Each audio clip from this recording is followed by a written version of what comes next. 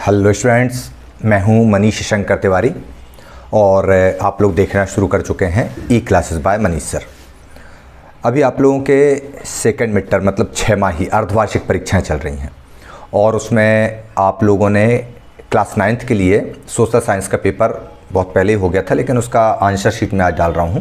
तो देखिए, डेफिनेटली आप लोगों की एग्ज़ाम कंप्लीट होने के बाद आपने जो कॉपी में करके आए हैं उसको आप इससे मैच करके देख सकते हैं कि मॉडल आंसर आपको बताने का मैं प्रयास कर रहा हूं। तो चलिए, आप लोगों का ज़्यादा टाइम नहीं लेता हूं, सीधे स्टार्ट करते हैं हम लोग। ये क्वेश्चन पेपर आपका आया हुआ था, ये सारे निर्देश थे, 3 घंटे का पेपर था, 80 अंक का था और ये तमाम तरह की चीज़ें आपके सामने दी गई थी। अब क्वेश्चन पेपर के बाद शुरू होता है मॉडल आंसर। आपसे पूछा गया था कि पहला क्वेश्चन, द्वितीय विश्व युद्ध कब समाप्त हुआ, और 4 ऑप्शन दिए थे, मई 1944, मई 1947, मई 1945 और मई 1946। अब इसमें सही उत्तर तो मई 1945 है। अब दिमाग में ये आता है कि यदि द्वितीय विश्व युद्ध मई 1945 में समाप्त हो गया था तो फिर अगस्त 1945 में जापान के ऊपर अमेरिका ने बम क्यों फटके, मतलब विश्व युद्ध चल रहा था जब तो फटके। तो आपको बता दें कि यूरोप में जो विश्व युद्ध लड़ा गया था, एक्चुअल विश्व युद्ध की जो रणभूमि थी वह यूरोप थी, वो कुरुक्षेत्र था, वो यूरोप था और यूरोप में युद्ध विराम हो चुका था, युद्ध समाप्ति की घोषणा हो चुकी थी। जापान ने आत्मसमर्पण करने से इनकार कर दिया था, इसलिए जापान के संदर्भ में, मतलब एशिया को लेकर के अगर हम देखें तो वही जापान में नागासाकी हिरोशिमा पर परमाणु बम पटकने के बाद युद्ध की समाप्ति मुख्य रूप से हुई थी।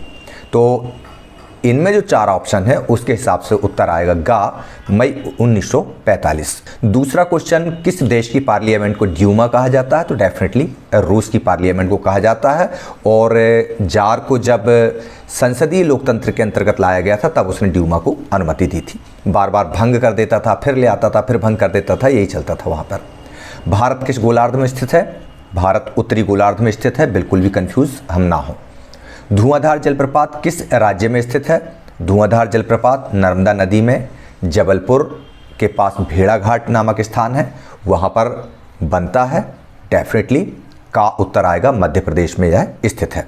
संविधान सभा की पहली बैठक कब हुई, 9 दिसंबर 1946 को पहली बैठक हुई थी, तो डेफिनेटली दिसंबर 1946 का इसका पहला ऑप्शन सही है। चुनाव आयुक्त की नियुक्ति कौन करता है, डेफिनेटली राष्ट्रपति करते हैं। इसके बाद 7वां क्वेश्चन, भारत में सर्वाधिक निर्धन जनसंख्या वाला राज्य कौन सा है, तो आएगा नंबर 1 पे बिहार, फिर आता है उड़ीसा, तो नंबर 1 पे यहाँ पे आएगा बिहार पहला। रिक्त स्थानों की पूर्ति कीजिए। संविधान सभा के स्थायी अध्यक्ष डॉक्टर राजेंद्र प्रसाद थे, अस्थायी अध्यक्ष डॉक्टर सच्चिदानंद सिन्हा थे, यहाँ पर राजेंद्र प्रसाद हैं, सही है। एडोल्फ हिटलर का जन्म खालिस्तान में हुआ। अब यहाँ पर 2 चीज़ें आ सकती हैं, समय भी लिखा जा सकता है और स्थान भी। यदि आपने लिखा है कि एडोल्फ हिटलर का जन्म 1889 में हुआ, वह भी सत्य माना जाएगा। ऑस्ट्रिया में हुआ, वह भी सत्य माना जाएगा, क्योंकि यहाँ पर यह नहीं लिखा है कि एडोल्फ हिटलर का जन्म खालिस्तान समय में हुआ या एडोल्फ हिटलर का जन्म खालिस्तान जगह पर हुआ, इसलिए 2 में से कुछ भी आप लिखते हैं सही माना जाएगा। अगला, क्षेत्रफल की दृष्टि से भारत का सबसे बड़ा राज्य, पहले मध्य प्रदेश था, अब राजस्थान है। उत्तरी मैदान जलोढ़ मृदा से बना है, खालिस्तान में आएगा। अर्थव्यवस्था को 3 क्षेत्रकों में विभाजित किया गया है। गर्मी में चलने वाली हवाओं को लू, लपट इत्यादि कहते हैं। इसके बाद आते हैं, एक वाक्य में उत्तर दीजिए। रूसो की पुस्तक का नाम लिखिए। रूसो एक दार्शनिक थे फ्रांस में, इन्होंने फ्रांसीसी क्रांति को प्रेरित किया था अपने लेखों और विचारों के द्वारा। इनकी जो किताब थी वह थी द सोशल कॉन्ट्रैक्ट। रूस में सामूहिक खेतों को कोल खोज नाम के जाना जाता है। नवंबर के अपराधी शब्द का प्रयोग वाइमर गणराज्य के जो समर्थक थे, जर्मन के राजनयिक या राजनेता, या एक तरह से हम ये कहें कि लोकतंत्रवादी जो वहाँ पर थे, उनको कहा जाता था। इसके बाद अगला प्रश्न हमारे सामने आता है, चौथा, अरब सागर में स्थित एक द्वीप समूह का नाम।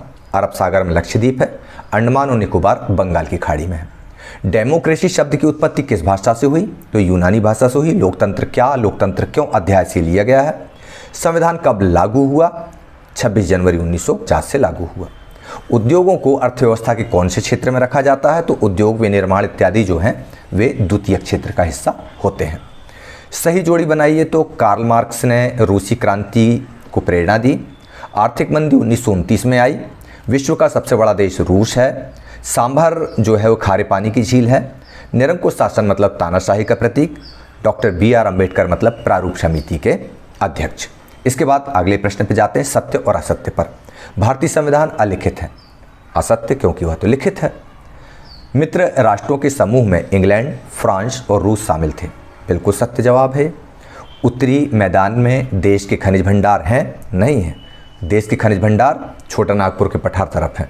प्रायद्वीपीय पठार जैसे हम कह सकते हैं उसमें है। उत्तरी मैदान में खनिज भंडार नहीं है, वह एक कृषि के लिए बहुत उत्पादक क्षेत्र है। असत्य। कृष्णा और कावेरी नदी हिमालय से निकलने वाली मुख्य नदियां हैं। असत्य, ये प्रायद्वीपीय नदियां हैं। चीन में सरकार हमेशा कम्युनिस्ट पार्टी की ही बनती है। यह सत्य है। मौसमी बेरोजगारी द्वितीयक क्षेत्र में पाई जाती है। बिल्कुल असत्य होगा ये, क्योंकि मौसमी बेरोजगारी कृषि क्षेत्रों में पाई जाती है और कृषि जो है वह प्राथमिक क्षेत्र का हिस्सा होता है।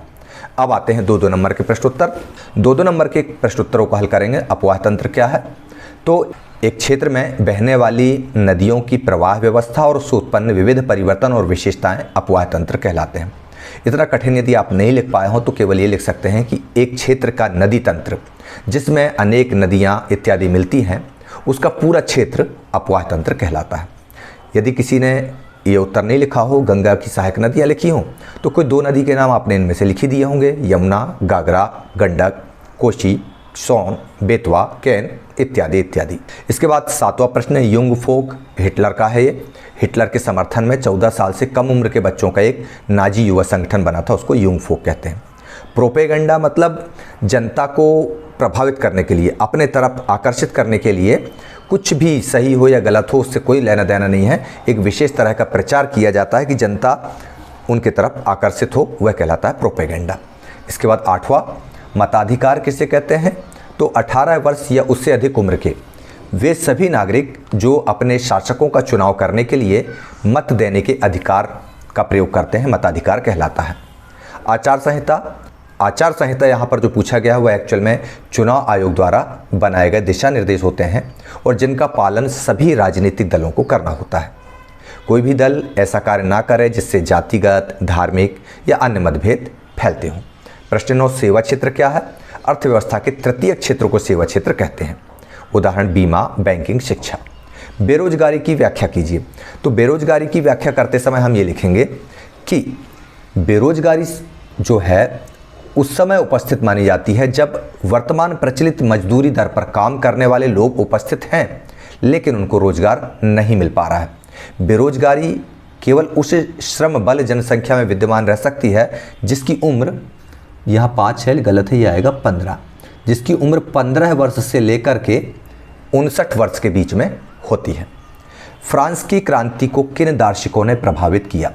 फ्रांस की क्रांति को प्रभावित करने वाले रूसो, वोल्टेयर, जॉन लॉक इत्यादि हैं। फ्रांस की क्रांति ने विश्व को किन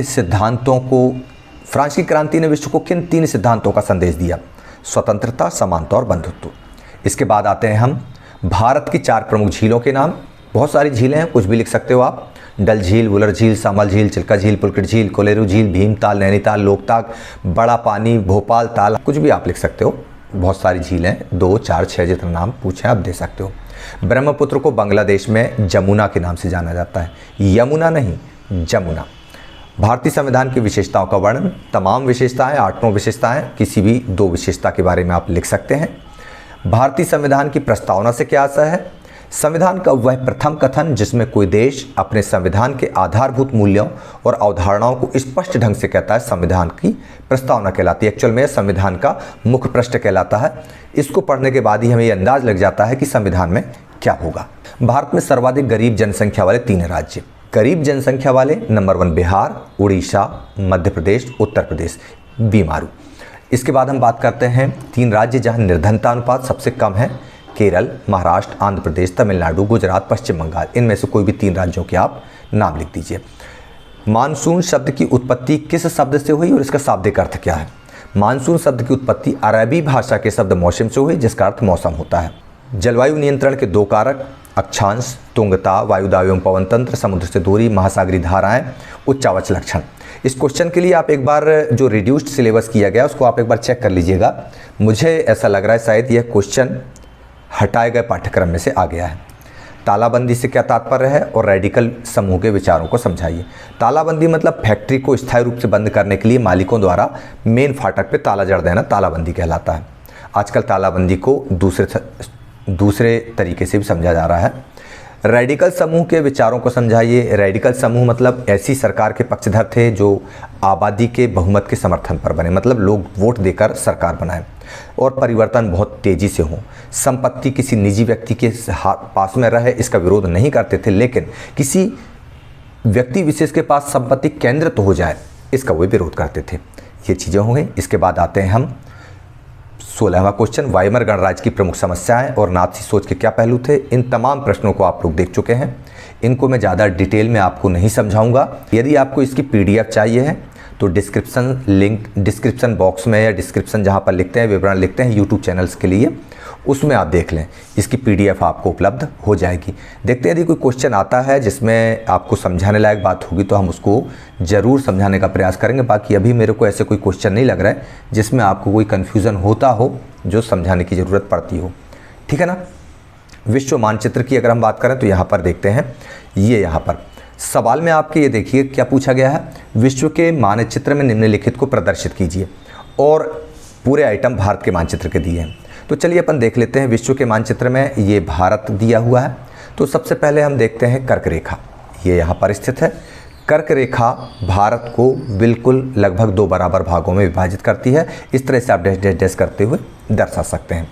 अब प्रधान मानक यामी उत्तर की बात हो रही है, यानी ग्रीनविच टाइमलाइन विश्व के नक्शे पर ये इस तरह जाएगी, लेकिन अगर हम इसको भारत के नक्शे पर देखेंगे तो वह यहाँ से आएगी, इस जगह से यहाँ से निकलना शुरू होगी इस तरह से, और ये यहाँ पर आप इसको इंच या स्केल लेके दिखाएंगे तो आप आसानी से दिखा पाएंगे, जो कि मिर्ज़ापुर से गुजरती है, यहाँ से आ जाएगी, ठीक है ना। इसके बाद देखते हैं हम लक्षद्वीप के बारे में पूछा गया, तो लक्षद्वीप अरब सागर में स्थित है। इसके बाद में नंदा देवी पर्वत उत्तराखंड में है।